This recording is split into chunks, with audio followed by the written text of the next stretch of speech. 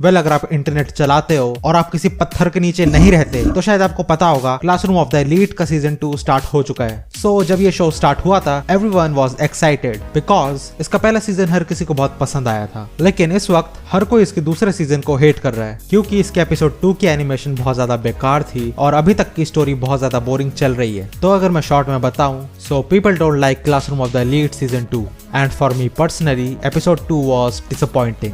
लेकिन क्या हम लोगों को इस वाले शो को बस एक एपिसोड के बेसिस पे जज करना चाहिए? मेरी मानो तो मुझे ऐसा नहीं लगता। सो अभी जब मैं ये रिकॉर्ड कर रहा हूँ उस टाइम पे बस 3 एपिसोड आए हैं और 4th एपिसोड बहुत जल्दी आ जाएगा और एपिसोड 3 वाज एक्चुअली गुड और एक्चुअली मैं बहुत ज्यादा शॉक हो गया था बिकॉज जब अयानो कोजी ने स्प्रेड योर ब्रेड बोला था that made me laugh and shocked at the same time. हाँ, मैं मानता हूँ कि इस बार की जो स्टोरी है वो थोड़ी स्लो है, लेकिन मैं एक और बात मानता हूँ कि इस बार की स्टोरी भी अच्छी है। The story is good. इस बार का जो सीजन है उस पे दूसरे कैरेक्टर पे बहुत ज्यादा फोकस हो रहा है। फॉर एग्जाम्पल कारुइजावा, इस महिला पे पिछले 3 एपिसोड से बहुत ज्यादा फोकस हो रहा है। अगर आपने एपिसोड 3 देखा होगा तो शायद आपको याद होगा कि ये महिला और हमारा हीरो अब दोनों एक साथ हो चुके हैं और क्योंकि ये हमारे हीरो के साथ है तो अपने हीरो के पास और भी ज्यादा पावर आ चुकी है। अगर आपने सीजन 1 देखा होगा ठीक से तो शायद आपको याद होगा कि कारुइजावा के पास पूरी क्लास की पावर है। She can control the whole class because she is popular. Season 1 में आपको वाला सीन तो याद होगा शायद,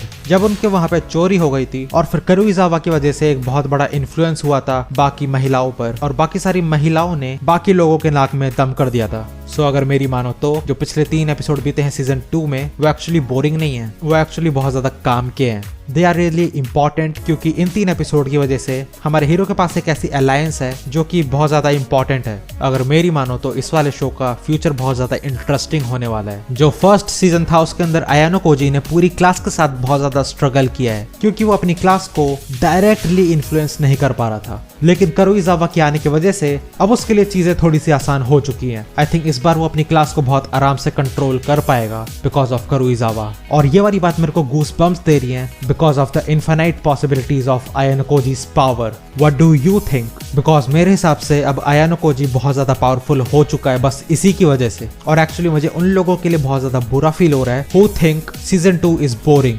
बिकॉज वो लोग ये वाली पॉसिबिलिटीज देख ही नहीं पा रहे कि उन बोरिंग एपिसोड्स की वजह से फ्यूचर में ये वाला शो कितना इंटरेस्टिंग हो सकता है। वेल ये वाली वीडियो था पार्ट 1। इस वाले शो के बारे में कुछ और वीडियोस आने वाली हैं, तो उन वाली वीडियोस को देखने के लिए आप लोग जानते हो कि आपको क्या करना है। मेरी बाकी वीडियोस को देख लो और देखते रहो ब्लू हैट योंग को।